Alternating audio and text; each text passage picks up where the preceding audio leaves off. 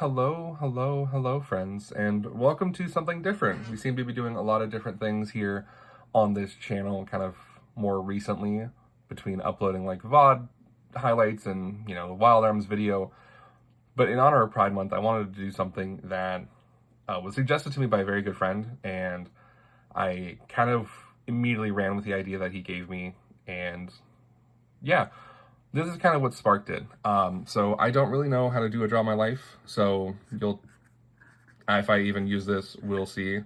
But if anything, I might do anything with the drawing. I'm not sure. I'm not much of an artist, and I honestly don't know how to do any editing to make this look good, other than just drawing stick figures. So I think at most, this will just be a weird camera angle vlog. I may change it how I do this, but we'll see.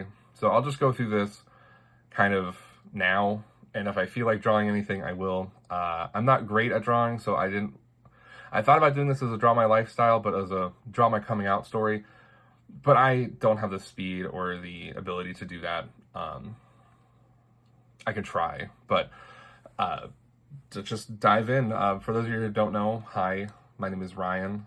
I go by Shroud Sky on most things, Twitter, Twitch, YouTube. I do a lot of things like gay book reviews. I am a big fan of Wild Arms.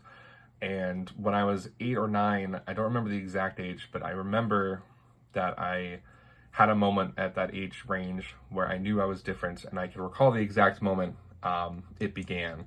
So I figured, let's just start with that. So I figured, I wrote down a lot. Some of this I may ad-lib, some of this I may just read straight from the monitor I'm looking at, but it started with a question, and it started with, are you a lesbian?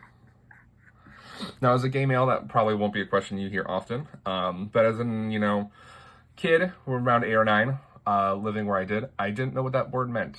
And I know some kid had asked me while we were lining back up to go to class after recess, and I know some details about this moment because it was such a visceral experience. I can recall it was fall, it was cooler out since we were living in the Pacific Northwest, and the little helicopter seeds or whatever were falling from trees because I could see the little spirals, and I would pick them up and then drop them off, from my short height, and just watch them twirl while they fell. But I remember that question kind of catching me off guard, as while he was a friend, we're in the same class, I wouldn't consider him a best friend. I had a best friend growing up who lived just around the corner from me, and she was a wonderful, wonderful friend.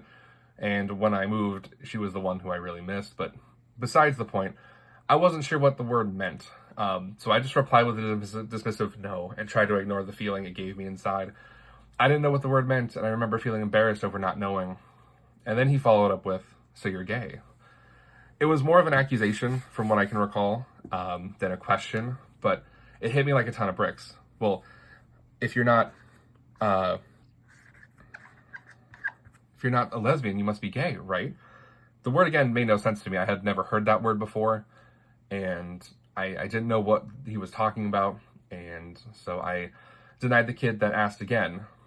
And so he, sensing my probably inability to cope or understand with the question, he then asked, do you like girls? And I just nodded dumbly, like, yeah. And then he said, then you're a lesbian. That answer didn't explain much to me at the time, but while we were going back inside, I didn't have really time to ask follow-up questions, and I thought, well, that would be the end of it, That would be the end of those questions, and I could just move on with my learning multiplication tables and stuff like that.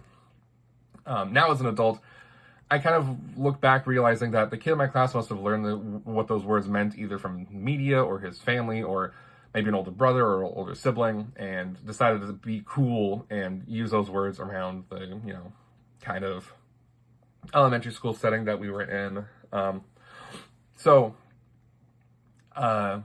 This then sparked what I would call my quote-unquote research, because I'm an academic, right? We all like learning, and I figured, okay, well, if I don't know what the words mean, let's go look them up. So it started off innocently enough. Instead of going outside for recess, sometimes we would have the option to go into the library. As living in the Pacific Northwest, it would often rain. which means a lot of outdoor recesses were done indoors. And as long as we were indoors, we could go to the library or the computer lab as long as the teacher knew where we went. So I would go to the library. And it was something like I volunteered to reshelve the books in the library, or I volunteered to do something in the library, but I would also really help out with the computer, like, and clean the little mice, like the little wheels that had lint stuck in them. And for a quick sidebar, I miss mice with balls, and that wasn't a statement I was expecting to write today or speak today. Just the feeling of cleaning a mouse out with tweezers, the satisfying way the lint would peel off one of those nice little rollers and then a single clean pull. You can't replicate that with laser mice, and I miss them. So, yeah. And that was my first introduction to the smell of alcohol, like the rubbing alcohol, and it's a visceral experience to me to this day of like, yep, I cleaned mice with these, which was great. But anyway, back to the burgeoning homosexuality that I was uncovering about myself. That day in the library, while reshelving books, I opened a dictionary and saw the words gay in bright yellow, and I don't have yellow marker, so bear with me, because I was gay. Well, I didn't know this at the time, but I saw the word, and I knew the definition now, so I was like, okay, I got an idea of what that word meant. I don't remember if I looked up lesbian. I think I might have, but it was something at least I now knew what the word meant, and I could continue my exploration into what that meant for me. So this is still around the same time. I know we had gotten a computer, I think about a year before, and the most I'd ever experienced with that or used it was just to print out the Pokedex. Literally, there was a website where you could go look up the Pokedex from the original 151, and I would print out hundreds of pages. I would print out so many pages because of the way the formatting was that my mom essentially just banned me from the computer. She said, you can't print out anything else, blah, blah, blah, blah, blah. It's costing us money. And I just remember looking up like Pokemon all the time because it was my game growing up. And excuse the horrible art skills, but I would just look up Pokemon, print out the pages. And I would say I probably made it to Arbok before my mom saw me and stopped it. But I was on a mission now. I had the internet. I could look up the word gay on our family AOL account. And this led me into a world of porn, chat rooms, and the dreaded IMs of the era. And this is still when I was around 8, 9, maybe 10 or so. So, speaking of, I remember being caught several times growing up for inappropriate internet usage for my age. But this is, I would say, where it truly began for me. I would catfish people on chat rooms and say I was 19 when I was barely 10. I would look up websites like monstercocks.com and other things that would have been lost to the annals of time that I are unable to look up now just due to my memory loss of what the sites were, and probably have them go defunct in this kind of day and age where porn is just so readily accessible on, aggregate websites. And then when I was at school, I would look up the word in the computers in the library, naked men on the beach, not knowing that it was the early days of the internet and safe search was a thing and like heavily thing, and they didn't really know how to archive or like index shit. So I didn't know anything better, and then a girl walked by who I didn't know their name, and I don't think I ever knew their name, and that's why I was looking up naked men on the beach, and then I never did any more research in the library. I just kept that internet usage at home. So, which was not faring any better, because again, I was 10 and stupid. So my mom had gotten a call from some guy who I had messaged and claimed that I was 19, the OG catfish that I was, and then she talked to me about it and said, you're doing things that are not appropriate. These phones had like the little notepads on them. Also, watch me not be able to draw a phone like Blue's Clues. So, yeah, that's me, my inability to draw. But I was getting caught just trying to figure out who I was and what I was into. But that, I think, was the time when I realized that I was the black sheep of the family in that kind of age. So, yeah, I had given out our home phone number. I had been looking up very inappropriate things for a child, but I was trying to figure out who I was, and this was not an environment that I would say was conducive to doing that. Now, I don't remember the exact punishment I received for all the internet searching and, the phone call and the IMs, but I know I wasn't allowed to use a computer anymore for a while, and if I had to for school, it would be under supervision, or I could use the old PC we had upgraded at some point to like the newest Dell version or something like that. And this old one was the original that we had that could barely run like the research programs that we had for it, but it could still run those programs, those old edutainment games like Jumpstart First Grade and stuff.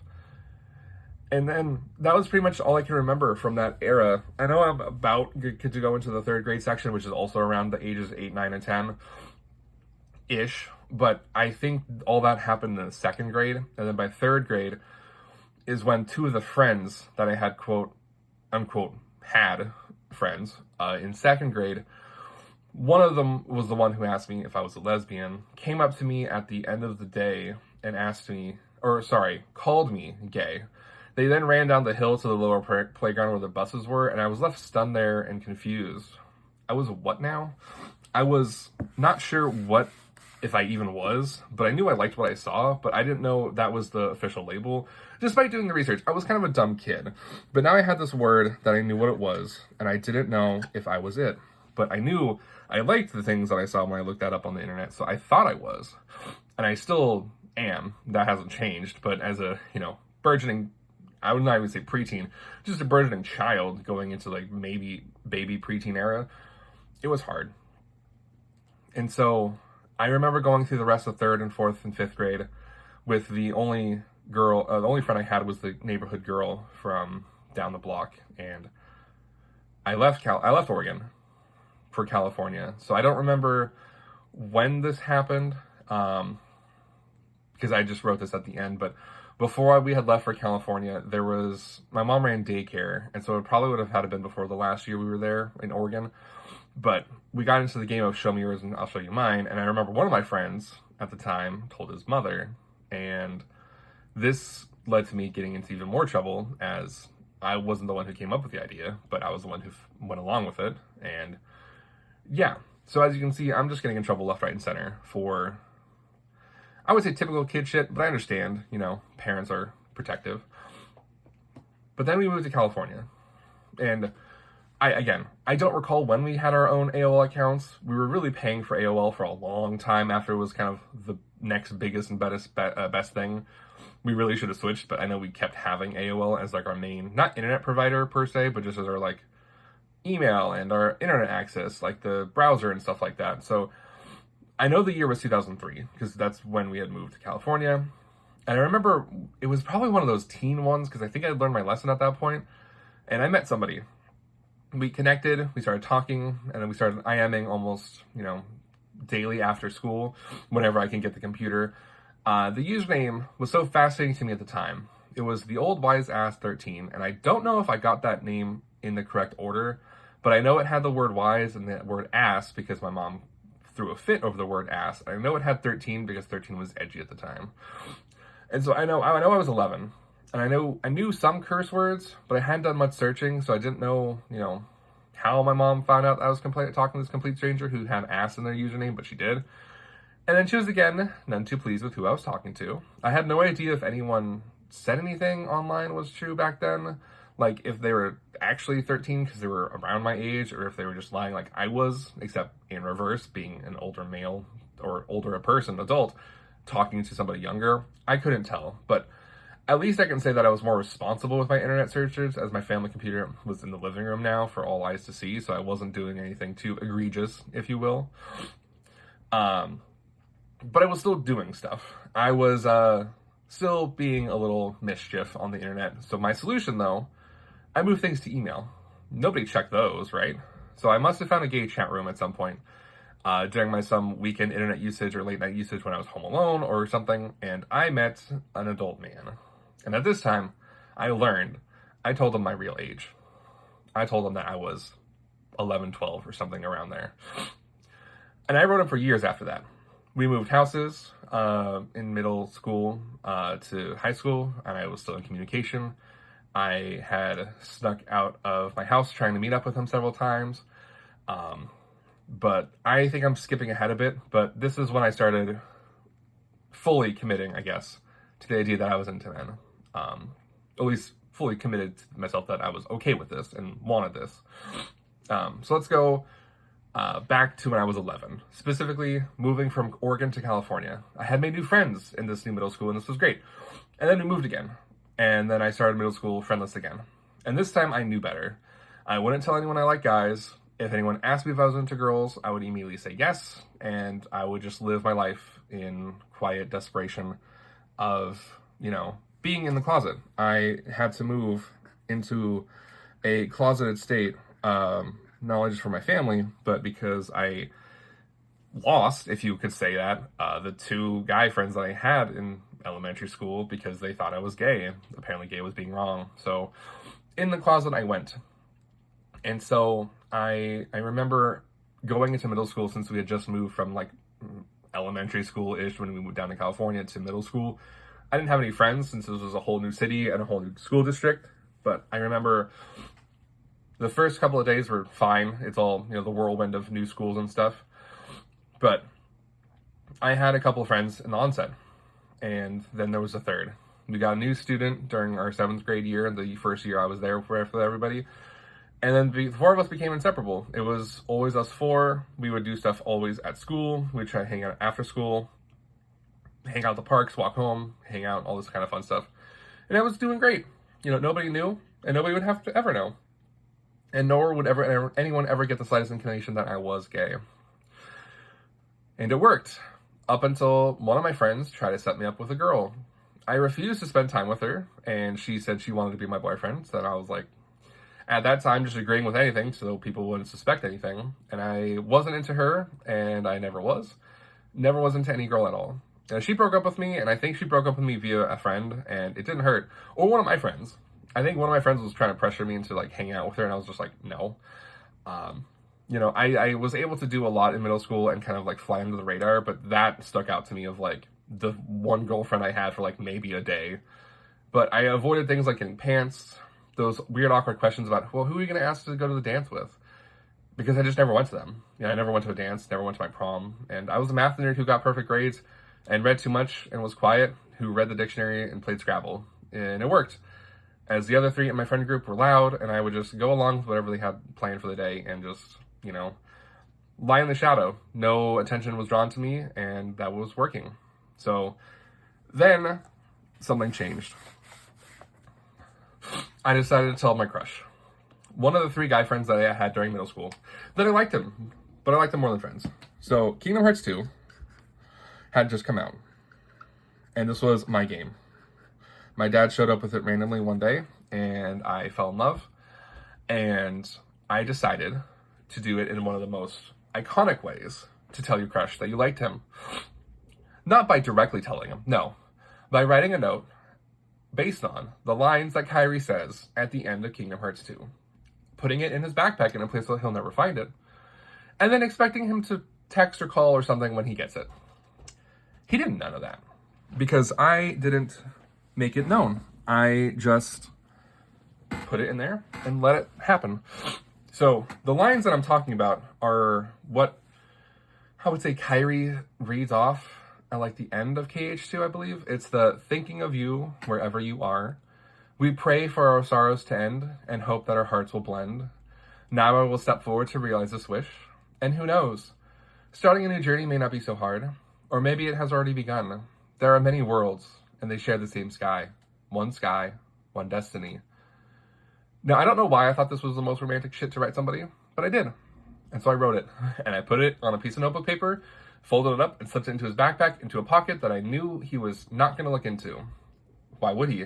It was a water bottle pouch thing, and it was not like a mesh one. It was a full cloth one. So if he never put his hand in there or put anything in there, he probably would never have found it. And he didn't. And this was the end of my 8th grade year in the year 2006, when I decided to confess on my crush. And I know he never saw it. I know this is a fact I'll get into later. So I know he had stayed at night at my place. And I want to say it was that summer as we graduated. I might be wrong, but I know he was my friend in middle school up until the very end. So it might have been like even before summer vacation. It might have been like a weekend thing. But anyway, he stayed the night, and I remember playing Kingdom Hearts 2 vividly with him because we had come out the end of last year. My dad had got it for me in the spring, and I grinded through it, and I might have started a second playthrough. I don't know. But anyway, I was in space paranoid for some reason, and I remember that vividly because I wasn't at the MCP fight, but this is beside the point. But we were trading back and forth, playing the game, and just, swapping consoles or the controller. And then when I went to hand it to him, I noticed he was asleep. Whatever. I didn't have any multiplayer games. This was good enough for us. And, he was asleep on my futon, which was my bed in the den, if you will. And then I shut off the game thinking, it's 11 p.m. It seems like a decent enough time to head to bed. And I fell asleep on the floor. And then the following day, I begged my mom to let me go to the mall with his dad and my crush and then go over to his house after. She agreed, and this is probably where I made the most dumb mistake of my life. I decided to fall into some habits. So we went to GameStop, the store that you go to do anything back in that era. And I got him a $70 video game or a $50 sports game or whatever. He said he wanted it, and I, no questions asked, dropped it. So I spent $15 on a crush that I knew was never going to love me. I just thought maybe if I, give people things, they might stay around with me. But anyway, no questions asked. I was walked up to the counter, paid for it, handed it to him. His dad didn't ask me questions. His dad didn't ask how he got it. But when we got to his house, he was, booted up the game, put it in, and imagine that. Playing a game immediately after buying it, no uploads for patches, no uploads for downloads, or, having to install anything. It just pop in a disc, and off it goes. But anyway, while he was playing the game and starting it up, that's when I decided to ask him if he got the note. He was clueless, as he should be, because I hid it in a place where he would never look for it. And I said, I put the note in your backpack on the last day of school. When he looked confused, I grabbed the bag from the floor, I pulled out the folded note, and I handed it to him. I don't remember what he said or how he reacted. Well, I remember how he reacted, which was badly. He was in a group, a family group or a religious group, or I don't know how to say, he was of a specific, I would say, race that if you were gay, you were basically just killed. So, not good for me to come out to him, and not good for me to say that I have a crush on him. Anyway, although I wasn't scared what he was going to do to me, I was 6 foot at that point in middle school, and I was not afraid of what people were going to do. But I do remember crying walking home because it did not go well. He did not take it well, and yeah. So I was now, unsure of where we stood at the end of middle school, just going into high school. So by the time I got home, I had text messages from the other two in our friend group, and they asked me the same question: are you gay? And at that point, I knew I had no friends. Oh, also, bringing this up, you remember that guy I started writing back on emails way back when I was 11, who was an adult and not for me, or not probably, a good person? Yeah, we've been writing for a while now. We had been writing, at that point, I would say for at least 2 or 3 years. And I would email him all the time, updates and stuff like that. We tried meeting up, which I'm glad never happened. But, at that point, I was doing everything I could just to, figure myself out and doing things that I don't regret now, but I'm glad that didn't end up panning out. So I had tried to meet up with him over the course of middle school, and it never worked out. I would sneak out for hours waiting outside my house at 10 p.m., hiding behind shrubs for any car to pass and slow down in front of my house. And then this sneaking process would continue into high school, and so would talking to men way outside my age range. But we'll get more into that later. So I entered high school. And I remember orientation was hell, because high school meant I would have no friends. Again, summers were fine. I spent my time inside. School, though, was hard. It was a Saturday. I know high school loves to do orientation on the weekend before, because they have to get you a tour of the school, get you your schedule and all this kind of stuff, or at least tell you, what to expect, if you will. And it was in California in August, so I remember it being hot as fuck. So I remember wearing a t-shirt and shorts and sandals as though it wasn't officially school yet. I just didn't care what I was wearing. Since the place wasn't open yet, the rooms were stifling. The fans were around everywhere to try and cool it down. And orientation was the worst because one of my friends, or ex-friends, I should say, who abandoned me because I was gay, was in that orientation group, which made it awkward. He glared at me the entire time. I fell back into my quiet, I will not say anything kind of mentality. And I didn't have friends at that point. So I went to high school knowing that the 3 guys who used to be my best friends were no longer going to be there for me. I had nobody. I was entering high school completely and utterly alone, and this was the second time this happened to me. First time was after I moved, and I understand that, moving means leaving friends behind, but being in the same school district and seeing them, maybe not every day anymore because high school was a lot more bigger and there was more feeder schools into it, it was kind of frightening the first couple of days. So I was fine the first couple of days just because I was trying to figure out where everything was. I was still getting used to the new schedule and having to traverse an entire bigger school system to get to class versus, middle school being in 2 rooms basically the entire day except for PE and your electives. So I didn't mind not having anyone to talk to. And then I don't remember if this was the first week or the first couple of days or, maybe 2 weeks into it, but it was 3rd period PE when my life had changed. There had been a severe mix-up in my schedule, apparently, and as I was assigned to a sophomore PE class as a freshman, I was tall. Nobody batted an eye. At 6 foot tall as a high freshman, people thought I was a senior. So nobody batted an eye when I walked up and said, "Hey, I'm here for this class." And this is where my high school life changed for the better. I met a group of friends. Some of them I would meet later, after that initial PE visit or meetup. And I remember our first game that we played together was badminton, and I rocked it. I was doing well. I told them I was a freshman, and they gawked at my height and were confused as to why I was even in that class, as it was for sophomores only. But it worked out. I had friends, and I wasn't going to tell them. So a lunch came around, and I don't remember if I was invited to sit with them for lunch, but I know it happened shortly after. I had met the friends I still have to this day. Some of them I still have and are still in contact with now. Some of them we've drifted apart from high school, and I get that. Because I was incorrectly assigned a PE class as a freshman into a sophomore class, I had friends, and I don't think I would have had them if this didn't happen. But I wasn't going to be out to them. After remembering what happened in middle school, I know I couldn't tell them. I couldn't live my life a lie, but I knew being out in the town that I was in, or at least in the area that I was in, it's not a small town, it's a pretty big city, but still, apparently it was such a rarity that people didn't know what to expect or how to handle it. So, yeah. Because of what happened in middle school, I wouldn't tell them. But I remember we had fun. We were great. It was, high school. In the mornings, we'd throw tennis balls at each other, lined up against a wall, and have fun dodging the shit, It was great. We'd catch up on homework. Or if it was raining, we'd be huddled up under the eaves of the building trying to stay warm and, talk and visit and just have fun. I met so many wonderful people then. It was like a group of, I would say, maybe 15, 20 strong. And we were happy. We were great.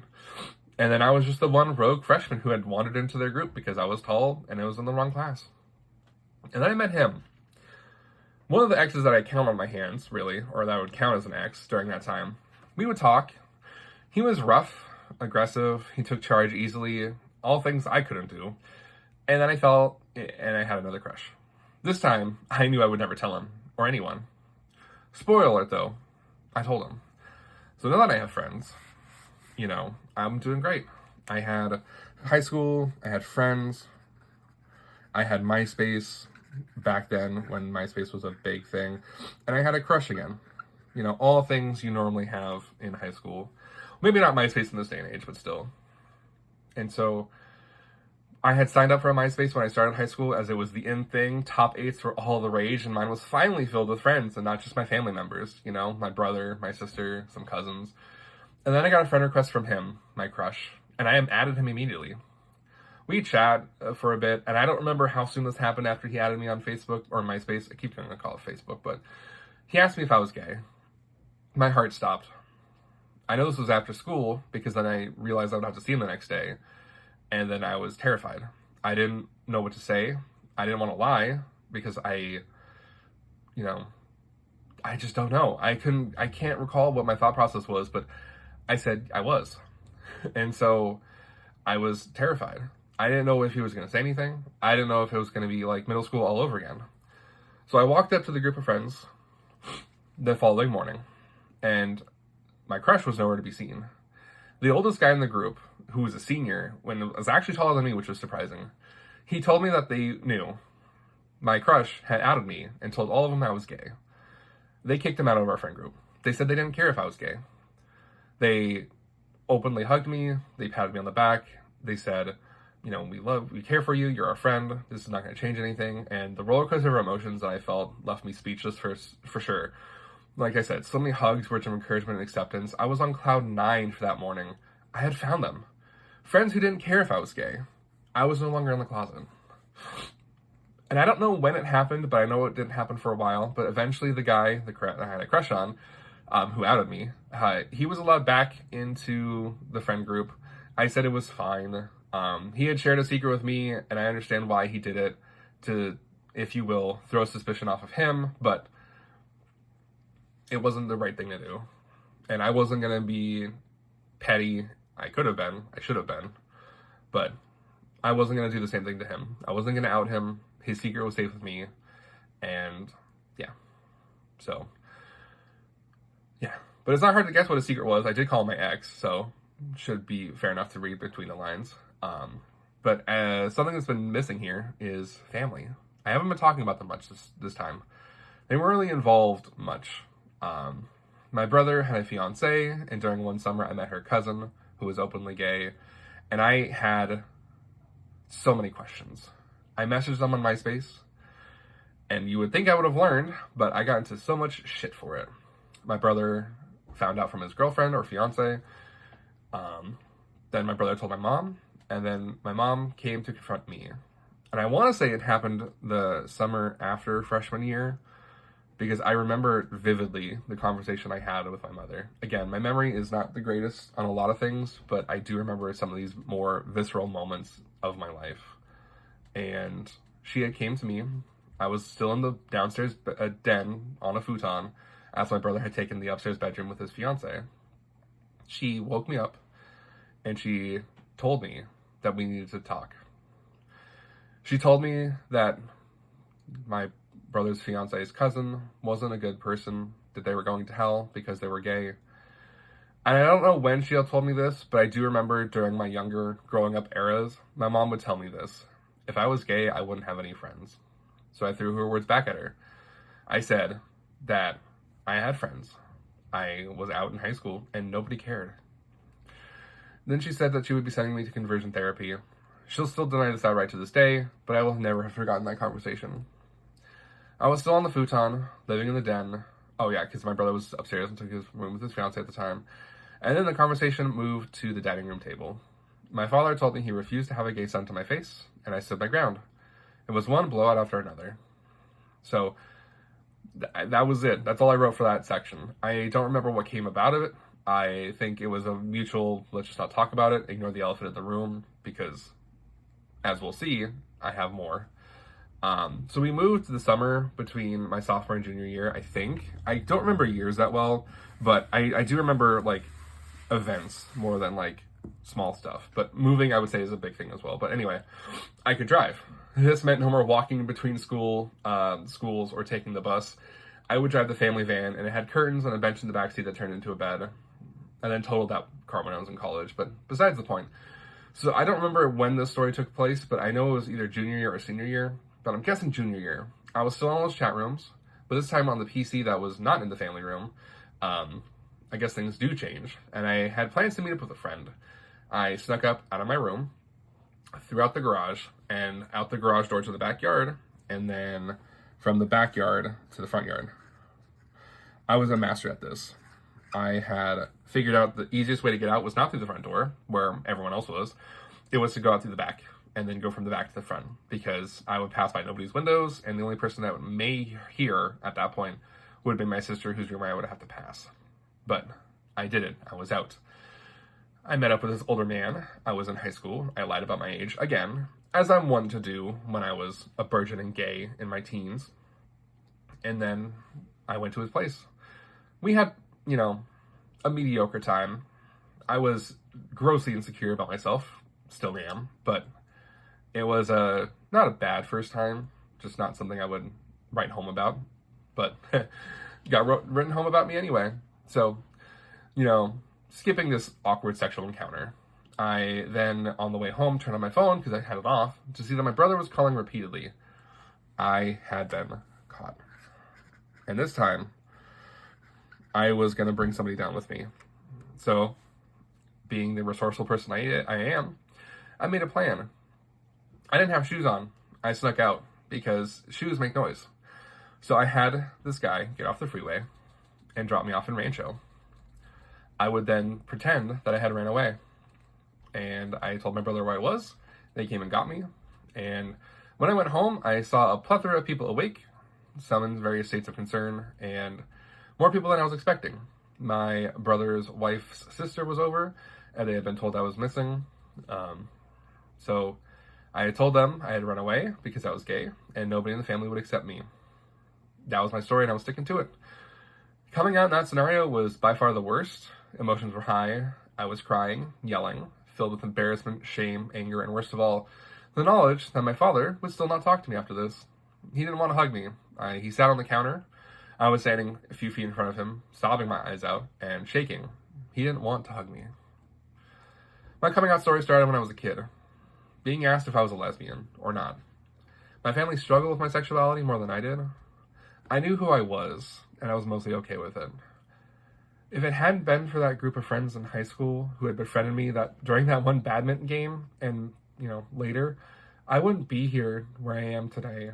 I wanted so badly just to be taken away by anyone who wouldn't make me feel bad or strange for being gay. I would get into strange men's cars when I was a minor and do reckless, dumb shit because I just thought, man, if I was just out of this house, I would have such a better life. I had dreams, literally vivid dreams of sneaking into a car and just being taken away wherever it was going, not knowing who was driving it or where we would end up. I was outed by a friend who I trusted twice. One time resulting in losing all of my friends. Sorry. What? Oh, sorry. I was outed by a friend who I had trusted a total of 2 times. One time resulted in losing all of my friends. The other had me surrounded by people who accepted me and cared for me. Coming out is terrifying. It's scary. It's not easy. And you will likely face people who will judge you because of it. But it's also the most freeing thing you can do. That weight that was lifted off of me, all the times I struggled and butt heads against my family, felt great. And by the end of it, I'm here. I'm alive. And I'm fully out and I'm never going back. If you're not in a safe space to come out, I fully don't suggest doing it. I was never in a safe space per se, but I was never at major risk of having anything really happen. Sure, threats were made, but nothing was ever followed up with. But they could have been. So, coming out might be a different time for you. This could be high school, college, or even as a working adult when you're living on your own. Those arguments about my sexuality reinforced the idea that my family's love was conditional. At least, my parents' love. My brother and sister didn't care one way or the other and accepted me for who I was, but just seeing the look on my father's face when he said, I don't have a gay son, and my response is, well, then you don't have a son, was just, yeah. Anyway, so that's 45 minutes, 30 minutes, I don't know how long this is, 40 minutes of me coming out, but I just want to say, happy Pride. That might look different for anyone, for where you're at in this time. I think it's important to celebrate who we are. And yeah, my life isn't perfect. It never will be, but I enjoyed this. And I apologize now for the video, the way it's formatted, the lack of anything happening here. I am not an artist, and also I have a very short attention span and I can't draw. So, I mean, I can, but it's not great. So, I love you guys. Thank you for being here. I appreciate each and every one of you. So, hopefully your Pride's going well. Celebrate who you are, and just know that you'll always have a friend in me. I love you guys. I'll talk to you guys soon, and have a good one.